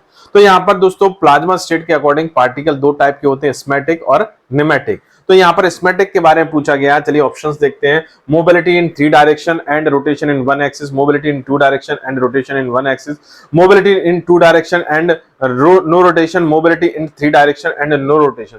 तो दोस्तों यहाँ पर अगर स्मैटिक के बारे में बात करें तो स्मैटिक में जो मोबिलिटी होती है मॉलिक्यूल्स की 2 डायरेक्शन में होती है और रोटेशन 1 एक्सिस में होता है। वहीं यदि आपको निमेटिक के बारे में बात करें तो मोबिलिटी यहाँ पर 3 डायरेक्शन में होती है, लेकिन रोटेशन जो होता है 1 एक्सिस पे होता है। तो आंसर बी हो जाएगा दोस्तों यहाँ पर। तो आप देख सकते हैं जो कि क्वेश्चन में था स्मैटिक में मोबिलिटी 2 डायरेक्शन में है और रोटेशन 1 एक्सिस पर है। निमेटिक इनको थ्रेड लाइक मॉलिक्यूल्स बोलते हैं, थ्रेड लाइक सब्सटेंसेस बोलते हैं। उनके लिए अगर हम बात करें तो डायरेक्शन 3 डायरेक्शन में मोबिलिटी होती है और रोटेशन 1 एक्सिस में होता है। नेक्स्ट होता है आपका पॉलीस्टेरिक। चलिए ये क्वेश्चन भी बहुत इंपॉर्टेंट क्वेश्चन है दोस्तों, उसको याद रखना पड़ेगा। Which one of the following forces contribute the stability of charge transfer complex. तो चार्ज ट्रांसफर कॉम्प्लेक्स है कोई, इसके लिए स्टेबिलिटी को आपको एक्सप्लेन करना है। तो यहाँ पर कौन कौन से फोर्सेस अप्लीकेबल होते हैं? Resonance forces, resonance and London forces, dipole dipole interaction and London dispersion forces and resonance forces and dipole dipole interaction. वैसे दोस्तों यहाँ पर अगर हम बात करें तो यहाँ पर चार्ज ट्रांसफर कॉम्प्लेक्सेस है, उसकी स्टेबिलिटी को आपको डिफाइन करना है। तो उसके लिए dipole dipole interaction and London forces को, लंडन डिस्पर्शन फोर्सेस को यूटिलाइज करना पड़ेगा। तो सी आंसर हो जाएगा। क्या हो जाएगा दोस्तों? यहाँ पर C is the right answer. चलिए तो दोस्तों क्वेश्चन नंबर 31 पर आ चुके हैं। 31 क्वेश्चन क्या कहता है? बड़ा अच्छा सा क्वेश्चन है, इसको हम देखते हैं। चलिए इसके बारे में बात करते हैं। द क्रिस्टल लैटिस किससे रिलेटेड है? सबसे पहले क्वेश्चन हमारे दिमाग में है, ये क्रिस्टल से रिलेटेड क्वेश्चन है। किससे दोस्तों? क्रिस्टल से। तो हमें क्रिस्टल के बारे में थोड़ा सा हमें सोचना पड़ेगा, इसमें देखना पड़ेगा, मेमोराइज करना पड़ेगा। तो चलिए क्वेश्चन को शुरू करते हैं। हम लोग बात करते हैं यहाँ पर, the crystal lattice is constructed from the repeating unit. Crystal lattice जो है आपका रिपीटेटिंग यूनिट से बना हुआ है, जिसको हम सेल बोलते हैं। तो जो दोस्तों क्रिस्टल जो होता है, क्रिस्टल की जो कह सकते हैं कि जो स्ट्रक्चरल यूनिट होती है वो क्रिस्टल लैटिस होती है, और क्रिस्टल लैटिस जो होती है कि रिपीटेटिंग यूनिट से बनी होती है, इसको हम सेल बोलते हैं। तो यहाँ पर पी तो करेक्ट है। The external appearance of a crystal is described by the crystal habit such as a needle, prism और रोजेट। अगर दोस्तों अगर हम बात करें क्रिस्टल के स्ट्रक्चर को देखें तो क्रिस्टल में 2 चीजें होती है, एक इंटरनल स्ट्रक्चर और आउटर अपीयरेंस। बाहर से दिखने में कैसा है, बाहर से दिखने में कैसा है, बड़ी इंपॉर्टेंट चीज है। तो बच्चों अगर यहां पर देखें एक्सटर्नल अपीयरेंस के हिसाब से अगर बात करें तो यहां पर जो आपका क्रिस्टलाइन स्ट्रक्चर होता है, इसकी एक्सटर्नल अपीयरेंस को हम किस नाम से जानते हैं? उसको हम हैबिट के नाम से जानते हैं। किस नाम से जानते हैं? हैबिट के नाम से, क्रिस्टलाइन हैबिट के नाम से। आउटर अपीयरेंस मतलब क्रिस्टलाइन हैबिट। तो आपने देखा हो क्रिस्टल डिफरेंट डिफरेंट शेप के होते हैं, कुछ निडल शेप के होते हैं, कुछ प्रिम शेप के होते हैं, रोजेट शेप के होते हैं, और तो रोम्बिक, मोनोक्लिनिक, तमाम तरह के होते हैं। क्रिस्टल का शेप कुछ भी हो सकता है। तो उस क्रिस्टल का शेप जो होता है वो आपका आउटर अपीयरेंस या क्रिस्टल हैबिट कहलाता है। तो ये भी करेक्ट है। Polymorphism is the ability of compound to crystallize as more than one distinct crystalline species with a different internal lattice। तो दोस्तों अगर हम बात करें पॉलीमॉर्फिज्म के बारे में बात करें तो पॉलीमॉर्फिज्म होता क्या है? पॉलीमॉर्फ, पॉली मींस मैनी और मॉर्फ मतलब फॉर्म। तो कंपाउंड के इंटरनल स्ट्रक्चर में, crystalline structure, crystalline internal structure में अगर आप चेंज करते जाओगे तो डिफरेंट टाइप के क्रिस्टल लैटिस वाले अलग अलग कंपाउंड्स क्रिएट होंगे, लेकिन इनकी फिजिकल प्रॉपर्टी डिफरेंट होगी, लेकिन केमिकल प्रॉपर्टी सिमिलर होगी। तो ये बात भी बिल्कुल सही है। पॉलीमॉर्फिज्म की definition, compound to crystallize as a more than one distinct crystalline species with different internal lattice. इनका इंटरनल स्ट्रक्चर डिफरेंट होता है बट केमिकल प्रॉपर्टी सिमिलर होती है, क्योंकि ओरिजिनेशन सिंगल कंपाउंड से होता है, इसलिए ये भी करेक्ट है। Hydrates are always more soluble than the anhydrous form of the same drug. इसमें आपने डेफिनेटली, मुझे पता है कि इसमें गलती की होगी, आपने हाइड्रेट फॉर्म को मोर सॉल्युबल बता दिया होगा, लेकिन आपको पता है जैसे क्लास में भी आपने पढ़ा था, मैंने अभी आपको बताया था कि हाइड्रेट फॉर्म में पहले से ही वाटर फॉर क्रिस्टलाइजेशन मौजूद होता है, पहले उसको रिमूव करना पड़ता है, देन फिर जो वाटर ऑफ सॉल्युबलाइजेशन है वो इसके कांटेक्ट में आएगा और इसको सॉल्युबलाइज करेगा। तो हाइड्रेट फॉर्म की solubility as compare to anhydrous form क्या होती है? कम होती है। उसी तरीके से बात करें हाइड्रेट फॉर्म की सॉल्युबिलिटी ऑर्गेनिक सॉल्वेट से क्या होती है? कम होती है। तो दोस्तों अगर हम यहां पर देखें तो एस जो ऑप्शन आपको दिख रहा है ये रॉन्ग है। तो पीक्यूआर करेक्ट है, स्टेटमेंट पीक्यूआर करेक्ट है, बस S, but S is wrong. तो मतलब आंसर बी हो जाएगा। चलिए तो आप देख सकते हैं ये सारे पॉइंट्स जो हमने कवर किए इस डिस्कशन में। अब आगे बढ़ते हैं दोस्तों क्वेश्चन नंबर 32 पर।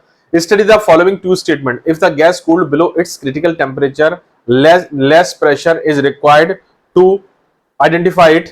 नेक्स्ट है at critical temperature and critical pressure the liquid will have high vapour pressure. Okay, तो सबसे पहले हम एक्स को देखते हैं, एक्स और वाई में देखते हैं क्या कौन करेक्ट है। The gas is cooled, gas को कूल किया, गैस को कूल किया, मॉलिक्यूल दूर दूर थे तो कूल करने के बाद मॉलिक्यूल पास पास आ जाते हैं। तो क्रिटिकल टेम्परेचर क्या टेम्परेचर होता है कि एक फेज दूसरी फेज में कन्वर्ट होती है, उसको क्रिटिकल टेम्परेचर बोलते हैं। जैसे गैस लिक्विड में, लिक्विड गैस में कन्वर्ट हो रही है। तो यहां पर क्या हुआ, क्रिटिकल टेम्परेचर से नीचे आपने क्या किया, गैसेस मॉलिक्यूल को कूल किया, तो मॉलिक्यूल पास पास में आ गए।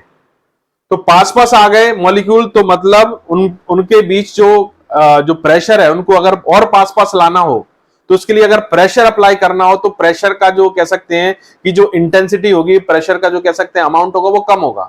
मॉलिक्यूल्स दूर दूर होंगे तो ज्यादा प्रेशर अप्लाई करना पड़ेगा। क्रिटिकल टेम्परेचर से ऊपर अगर मॉलिक्यूल है तो वहां पर थोड़ा ज्यादा प्रेशर अप्लाई करना पड़ेगा मॉलिक्यूल को पास पास लाने के लिए। यहां पर मॉलिक्यूल ऑलरेडी पास है क्योंकि यहां पर टेम्परेचर क्रिटिकल टेम्परेचर से लोअर स्टेट में है, इसलिए कम प्रेशर अप्लाई करना पड़ेगा और बड़ी आसानी से ये लिक्विफाइड हो सकते हैं। तो एक्स करेक्ट है। At critical temperature and critical pressure, the liquid will have highest vapor pressure. Critical temperature और critical pressure, लिक्विड अगर कोई प्रेजेंट है तो क्या होगा, मतलब जस्ट वो किसमें कन्वर्ट होने वाला है, गैसियस स्टेट में कन्वर्ट होने वाला है। तो मतलब उसका वेपर प्रेशर हाईएस्ट होगा, ऑब्वियस सी बात है, क्योंकि वो near about to gaseous state है। क्रिटिकल टेम्परेचर है, क्रिटिकल प्रेशर पर कोई जो आपका लिक्विड है नियर अबाउट टू कन्वर्ट होने के लिए रेडी है, तो यहां पर क्या होगा, उसका वेपर प्रेशर हाईएस्ट हो जाएगा लिक्विड स्टेट में। तो यहां पर ये भी करेक्ट हो जाएगा, वाई करेक्ट।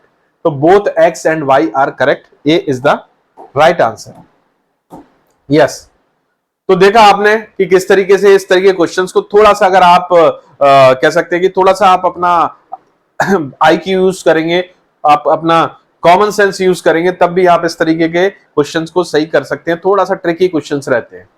चलिए अब नेक्स्ट क्वेश्चन पर, the equation dP by dT equal to PH VP upon RT square is known as Clausius equation, Clapeyron equation, Clausius Clapeyron equation, Boltzmann Planck equation. तो दोस्तों उसको याद रखना पड़ेगा, ये क्लेसियस कैप्रिनो इक्वेशन का मॉडिफाइड फॉर्म होता है, ठीक है।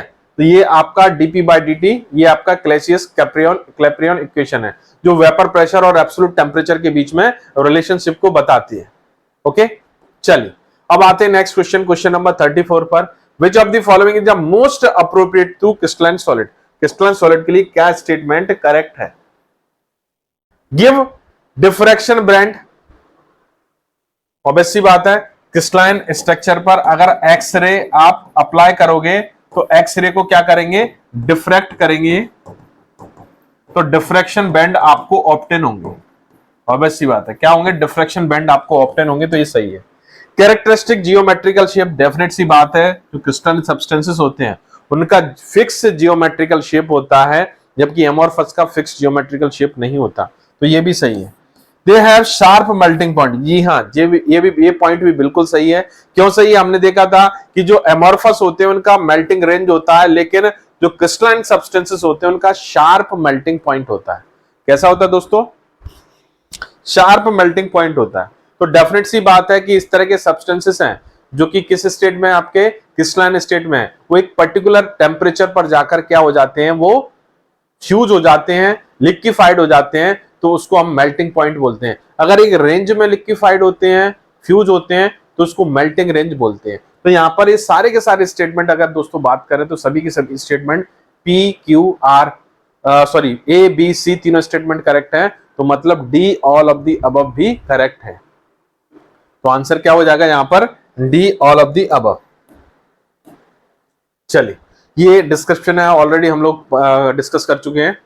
चलिए अब आगे आते हैं, London forces has a bond energy 0.5 to 1 kilo calorie पर मोल, 1 to 10 किलो कैलोरी पर मोल, 1 to 3 किलो कैलोरी पर मोल, नन ऑफ द अबव।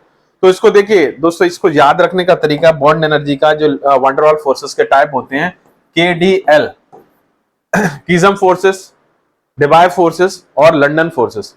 तो यहां पर अगर देखें वंडरवॉल फोर्सेस में सबसे वीकेस्ट कौन से होते हैं, लंदन फोर्सेस होते हैं। लंदन फोर्सेस वीकेस्ट है, मतलब इसकी बॉन्ड एनर्जी सबसे कम होगी।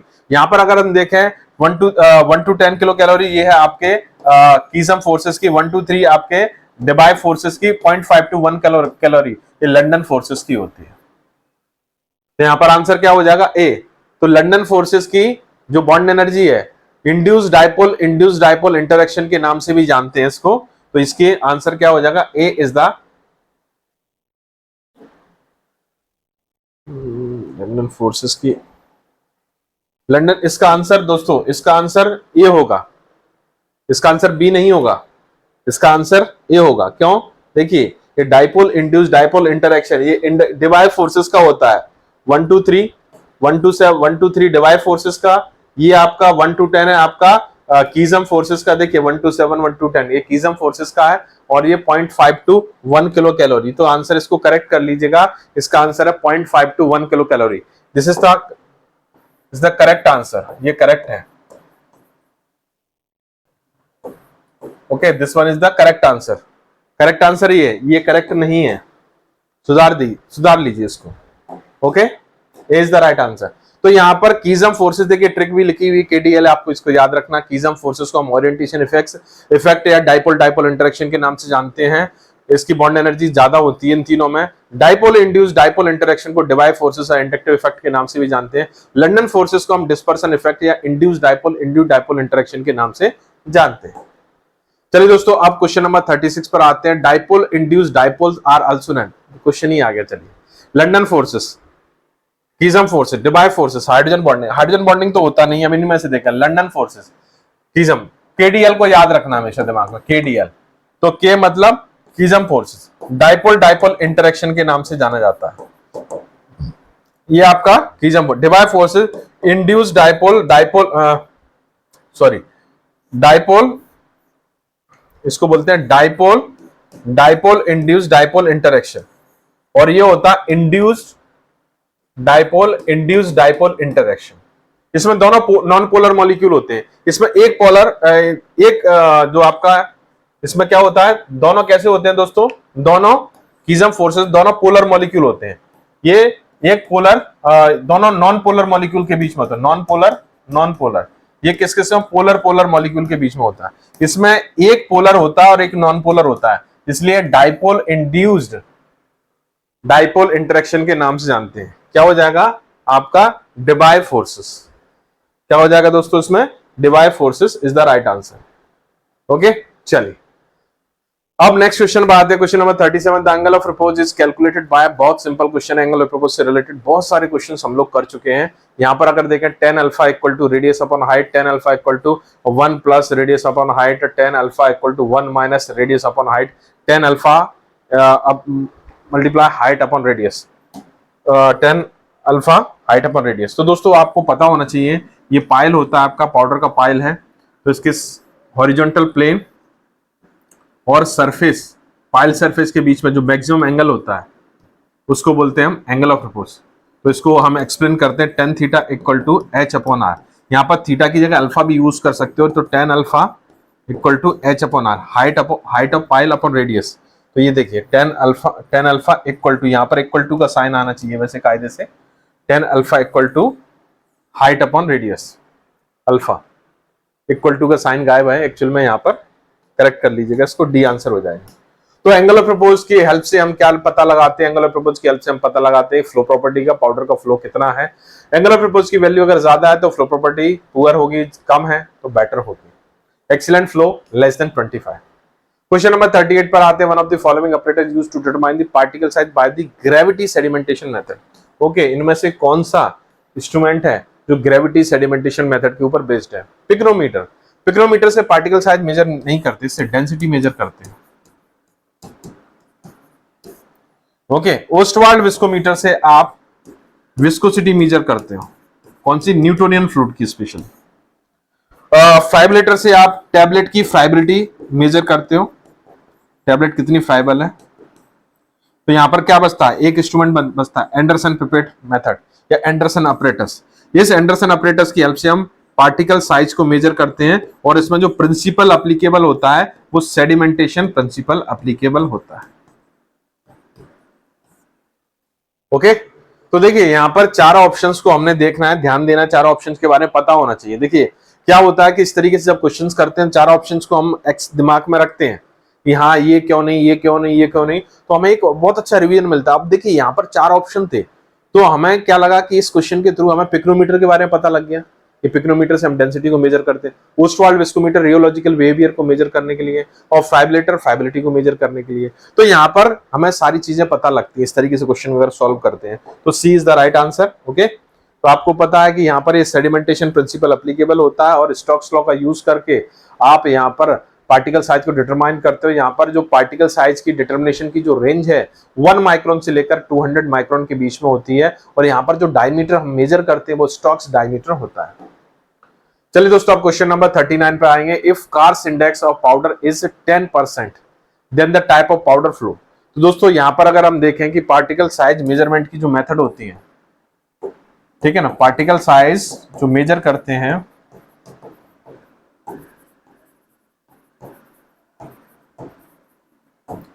पार्टिकल साइज मेजरमेंट की जो मेथड होती हैं उनमें से अगर बात करें तो कुछ डायरेक्ट मेथड होती हैं और कुछ कैसी आपकी इनडायरेक्ट मेथड होती है। इनडायरेक्ट मेथड में जो होती हैं 3 मेथड होती हैं, एक एंगल ऑफ प्रपोज,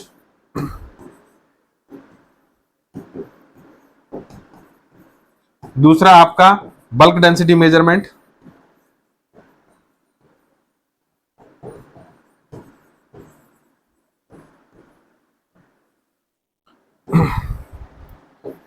तीसरा है critical orifice diameter.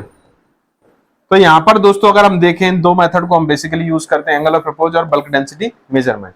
Bulk density measurement में अगर देखें 2 मेथड होती है, एक आपकी कार्स इंडेक्स होती है और हाउसनर रेशियो होती है। इन तीनों मेथड में चाहे कार्स इंडेक्स मेथड हो, चाहे हाउसनर रेशियो मेथड हो या एंगल ऑफ प्रपोज मेथड में, अगर तीनों इनमें बात करें वैल्यू जितनी ज्यादा होती है, more value less flow property. Flow property कैसी होती है? पुअर होती है, लेस फ्लो प्रॉपर्टी। और जितनी कम वैल्यू होती है फ्लो प्रॉपर्टी उतनी बेटर होती है। तो यहां पर अगर देखें लेस देन 10% है तो फ्लो कैसा होगा? एक्सीलेंट होगा, ऑब्वियस सी बात है। तो पुअर नहीं, वेरी पुअर नहीं, ये तो ज्यादा वैल्यू पर होने पर होगा एक्सीलेंट फ्लो। लिखा भी है बुक्स में, आप देखेंगे तो लिखा भी है कि 10% या 10% से कम जब कार्स इंडेक्स की वैल्यू होती है तो उसको हम एक्सीलेंट फ्लो में कंसीडर करते हैं।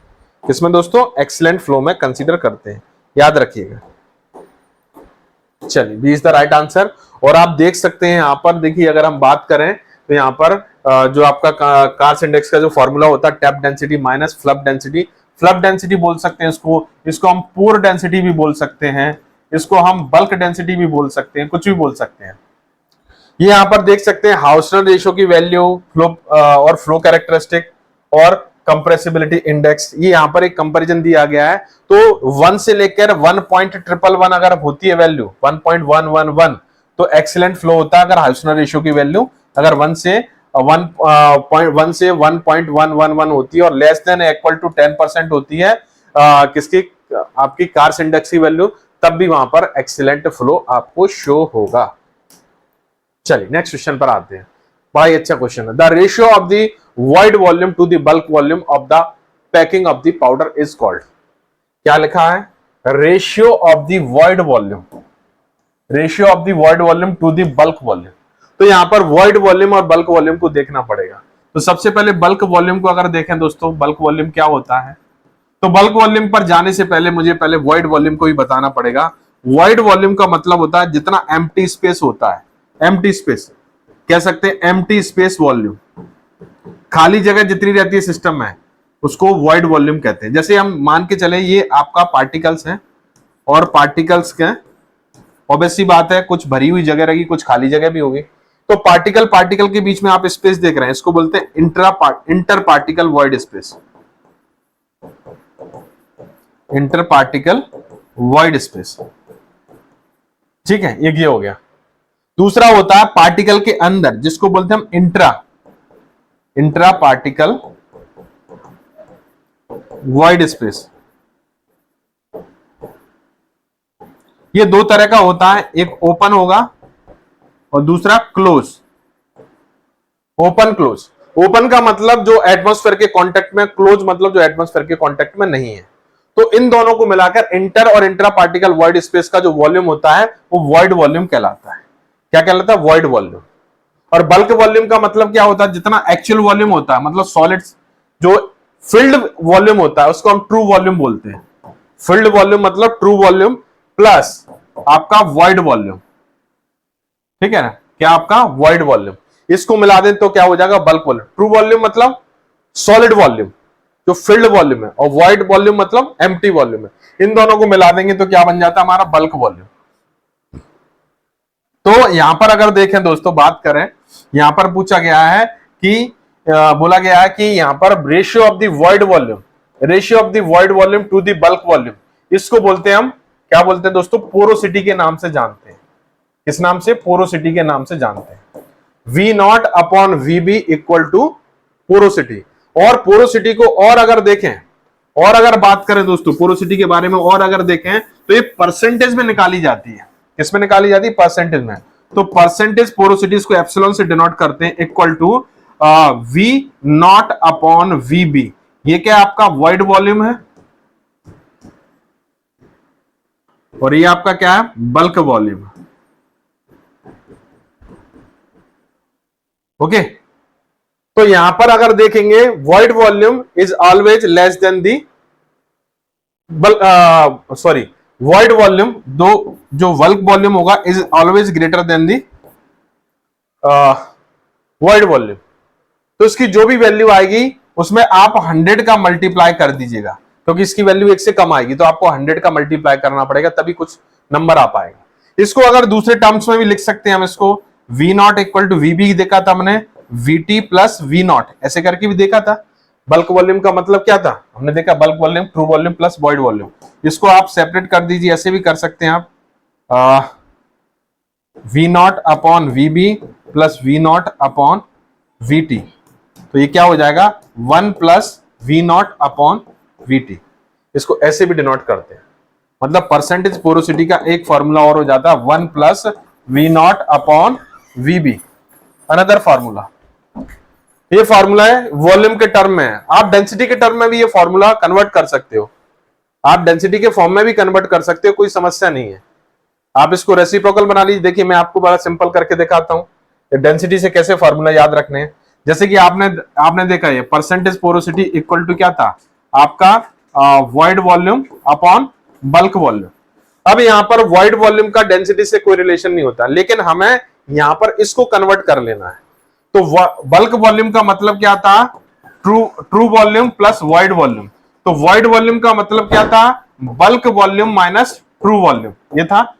लिख सकते हैं इसको ऐसे। तो यहां पर परसेंटेज पोरोसिटी क्या हो जाएगा? VB minus VT upon VB. इसको अगर सेपरेट करें तो VB upon VB minus VT upon VB, ये कैंसिल हो जाएगा। तो ये परसेंटेज पोरोसिटी क्या आ जाएगी?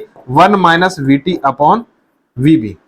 अब इसको आप डेंसिटी के टर्म में कर सकते हो। तो यहां पर ट्रू वॉल्यूम के करस्पॉन्डिंग जो डेंसिटी थी उसको अगर हम बात करें किसके कॉन्टेक्स्ट में, उसके कॉन्टेक्स्ट में बात करें किसके? आपके। तो इसमें क्या हो जाएगा? 1 minus M upon sorry 1 minus M upon आपका क्या हो जाएगा? ये रोटी।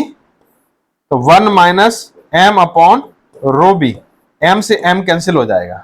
तो क्या हो जाएगा?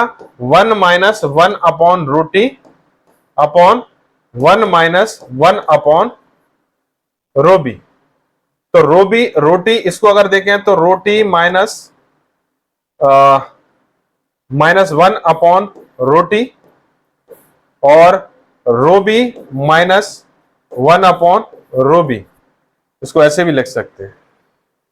इसको आप सॉल्व करेंगे तो आपका ये किसके फॉर्म में आ जाएगा? डेंसिटी के फॉर्म में आ जाएगा। इस तरीके से इसको सॉल्व कर सकते हैं आप। चलिए, तो आंसर क्या हो जाएगा? यहां पर ट्रू डेंसिटी नहीं होगा, ग्रेनुलर डेंसिटी नहीं होगा, बल्क डेंसिटी। यहां पर क्या आंसर हो जाएगा? पोरोसिटी। तो दोस्तों यहां पर जो आंसर हमारा निकल के आ रहा है इस क्वेश्चन का आंसर, वो आएगा आपका porosity. A is the right answer of this question, porosity. चलिए आगे बढ़ते हैं। तो देखिए ये फॉर्मूला है, आप इस फॉर्मूला का यूज करके आप क्या कर सकते हो? पोरोसिटी को फाइंड आउट कर सकते हैं।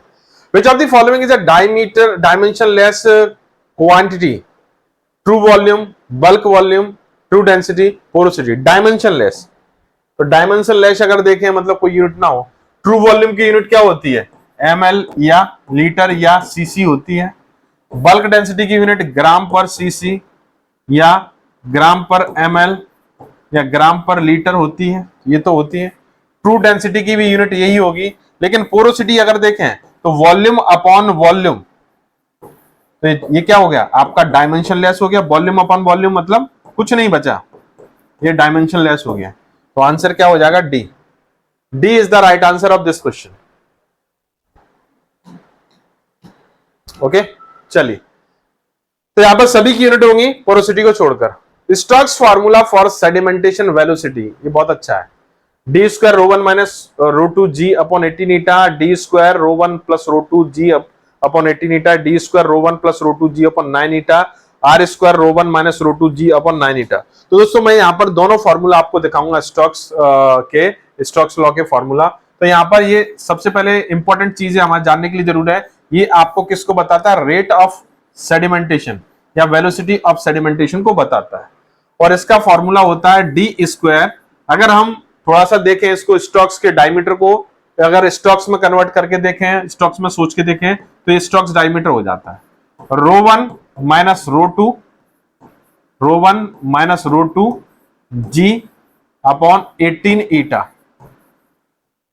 और यदि हम इसको कन्वर्ट कर दें किसके फॉर्म में? रेडियस के फॉर्म में, तो we know that d equal to 2r होता है।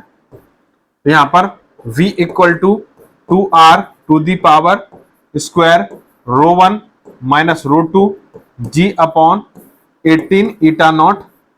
इसको अगर ओपन करेंगे तो क्या हो जाएगा? 4r square rho one minus rho two G upon 18 eta not.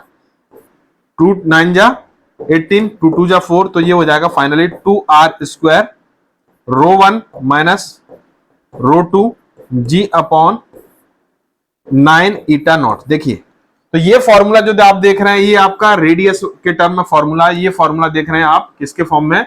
Stokes diameter के फॉर्म में। तो यदि यार दोस्तों यहां पर बात करें, v का मतलब क्या है? Rate of sedimentation, dsT Stokes diameter,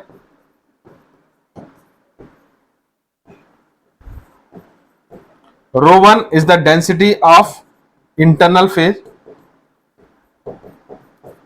row two is the density of external phase,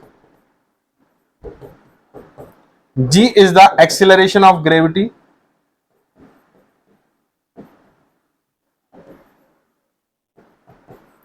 eta viscosity of medium,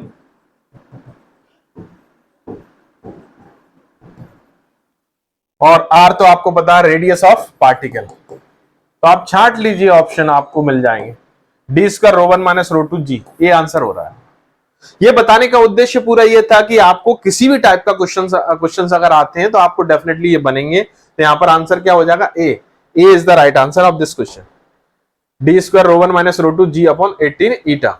okay, A is the right answer. तो आप देख सकते हैं यहां पर जो आपका फॉर्मूला रेडियस के टर्म में और ये आपका डायमीटर के टर्म में लिखा हुआ है। The type of particle diameter obtained by the microscopic method evolution is projected diameter, surface volume diameter, volume surface diameter या स्टोक्स डायमीटर। दोस्तों हमने अभी एक क्वेश्चन किया था जब इसमें डिफरेंट टाइप के डायमीटर के बारे में बात किया था। जैसे आपका स्टोक डायमीटर सेडिमेंटेशन मेथड में यूज करते हैं, सीव डायमीटर सीविंग मेथड में यूज करते हैं। इसके अलावा कुछ जनरल डायमीटर होते हैं, surface diameter, volume surface diameter, volume diameter. और माइक्रोस्कोपी के लिए अगर स्पेशली बात करें दोस्तों, किसके लिए? माइक्रोस्कोपी के लिए, तो 3 डायमीटर हम लोग कंसीडर करते हैं ऑप्टिकल माइक्रोस्कोप के लिए। एक फेरेट होता है, एक मार्टिन होता है और एक प्रोजेक्टेड एरिया।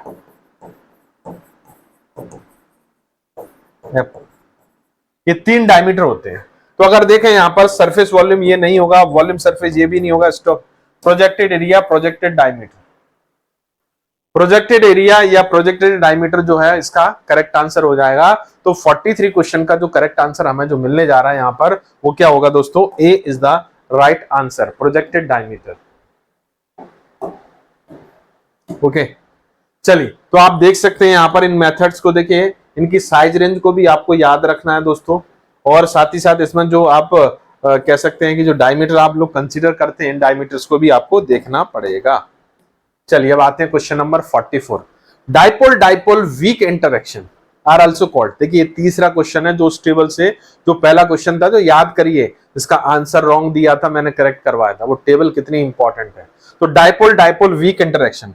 देखिए वान डेर वाल्स फोर्सेस के बारे में सुना होगा।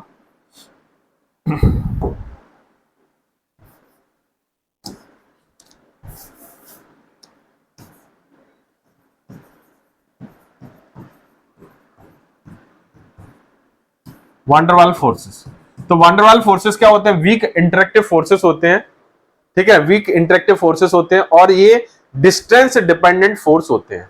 मतलब ये वैसे ओरिजिनली अगर देखा जाए तो ये किसी टाइप के फोर्स नहीं होते हैं, लेकिन मॉलिक्यूल एक दूसरे के पास पास आ जाते हैं तो क्या होता है कि अगर मॉलिक्यूल में देखें तो मॉलिक्यूल्स में आपके एटम्स होते हैं, एटम्स में आपने देखा होगा इलेक्ट्रॉन प्रोटॉन होते हैं।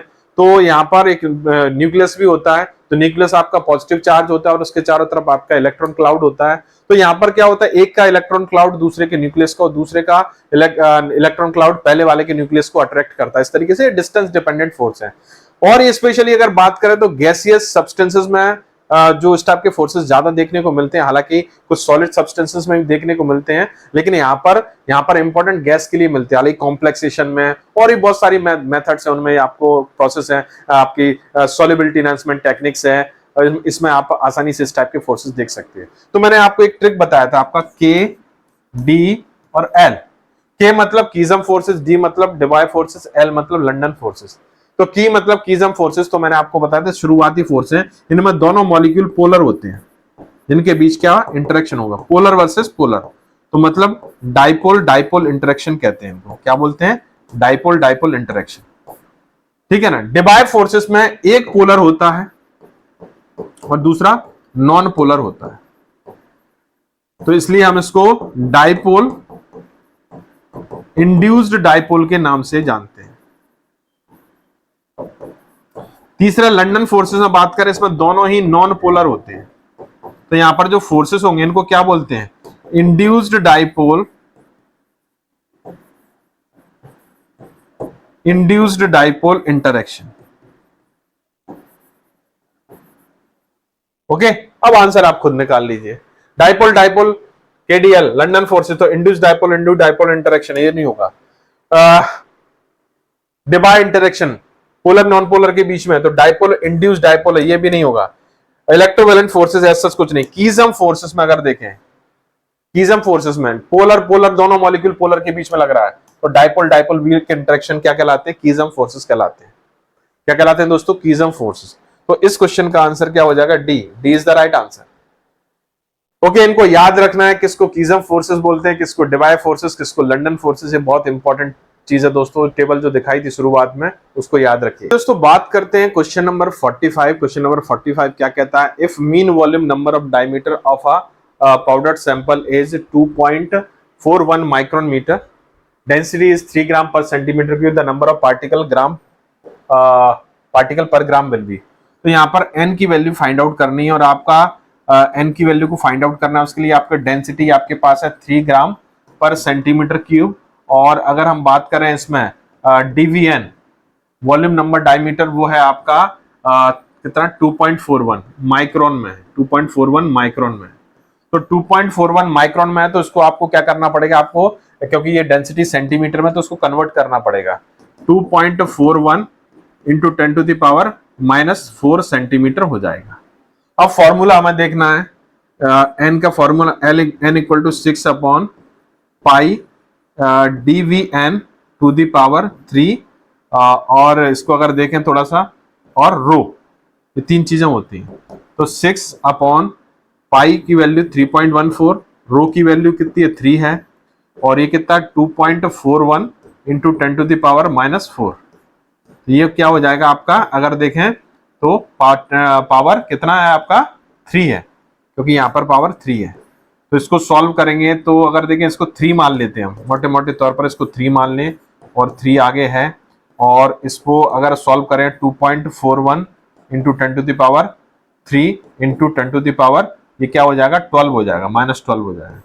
तो इसको सॉल्व करेंगे तो 3 2 जा 6, ठीक है, और तो ये हो जाएगा 3 इंटू 2.41, और ये ऊपर चला जाएगा तो 10 टू द पावर कितना हो जाएगा?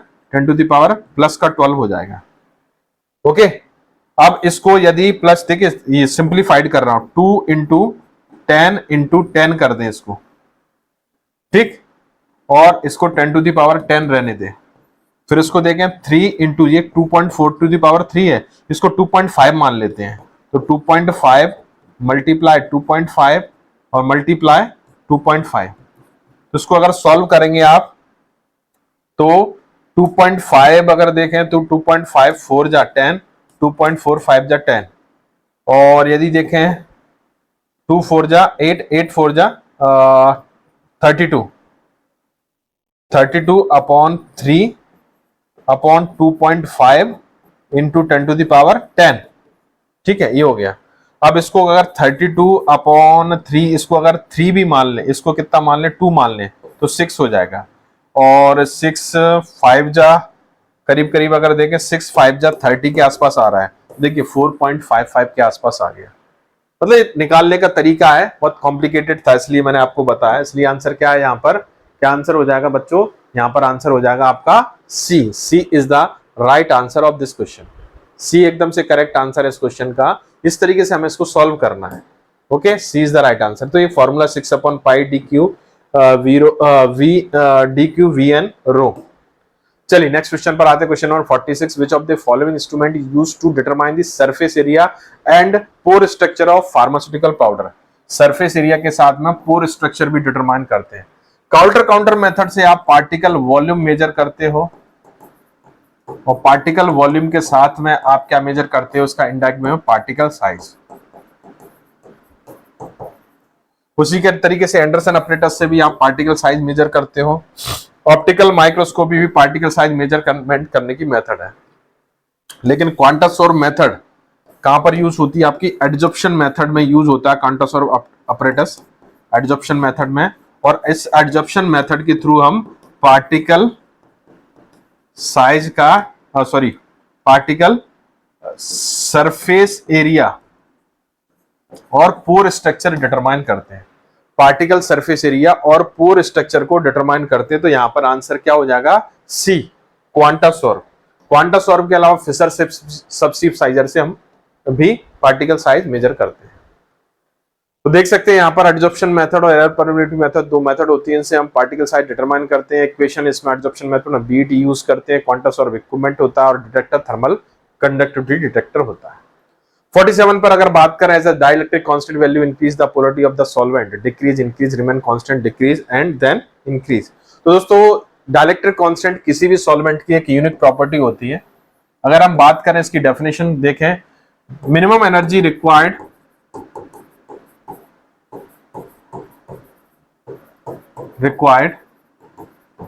to opposite charge bodies in the air upon vacuum, इनका जो रेशियो होता है उसको बोलते हैं हम डाइलेक्ट्रिक कांस्टेंट। तो जितनी कम एनर्जी लगेगी उतना ज्यादा डाइलेक्ट्रिक कांस्टेंट होगा, उतना ज्यादा इफेक्टिवनेस होगा। तो डाइलेक्ट्रिक कांस्टेंट एक तरीके से पोलरिटी को एक्सप्लेन करता है। किसको करता है बच्चों, पोलरिटी को एक्सप्लेन करता है। तो मोर पोलरिटी मोर डाइलेक्ट्रिक कांस्टेंट। जैसे वाटर का डाइलेक्ट्रिक कांस्टेंट आपने देखा होगा 80 होता है, मतलब हाईली पोलर सॉल्वेंट होता है। तो आंसर क्या हो जाएगा कि डाइलेक्ट्रिक कांस्टेंट इंक्रीज तो polarity increase. B answer, B is the right answer. Okay, जैसे कि हम बात करें यहाँ पर देखिए डिफरेंट टाइप के डाइलेक्ट्रिक कांस्टेंट वाले आप देख सकते हैं। तो आपका वाटर आप यहाँ पर देख रहे हैं सबसे ज्यादा पोलर नेचर का होता है, विद ग्लिसरॉल 42.5, मेथनॉल 32.6, एसीटोन 20.7, और इसके अलावा और भी सॉल्वेंट दिए गए हैं। चलिए नेक्स्ट क्वेश्चन पर आते हैं। विच of the not a colligative property, इनमें से कौन सी कॉलिगेटिव प्रॉपर्टी नहीं है। ऑस्मोटिक प्रेशर कॉलिगेटिव प्रॉपर्टी होती है। कॉलिगेटिव प्रॉपर्टी का मतलब वह प्रॉपर्टी होती है जो नंबर ऑफ पार्टिकल्स के ऊपर या नंबर ऑफ सॉलिड पार्टिकल्स के ऊपर डिपेंड करती है एज कंपेयर टू सॉल्वेंट। तो osmotic pressure is the colligative property. Depression of freezing point colligative property. Elevation of boiling point is the colligative property. और अगर हम देखें ये तीनों के तीनों कौन सी है, कॉलिगेटिव प्रॉपर्टी है। लेकिन पॉलीमॉर्फिन जो है आपकी कॉलिगेटिव प्रॉपर्टी नहीं होती। अच्छा, वेपर प्रेशर में एलिवेशन, वेपर प्रेशर में इंक्रीज भी एक कॉलिगेटिव प्रॉपर्टी। चौथी प्रॉपर्टी होती है increase in the vapour pressure, ये भी आपकी एक कॉलिगेटिव प्रॉपर्टी होती है। चार कॉलिगेटिव प्रॉपर्टी होती है, osmotic pressure, depression of freezing point, elevation of boiling point. तो यहां पर आंसर क्या हो जाएगा, कॉलिगेटिव प्रॉपर्टी कौन नहीं है आपका, डी नंबर वाली नहीं है। D is the right answer.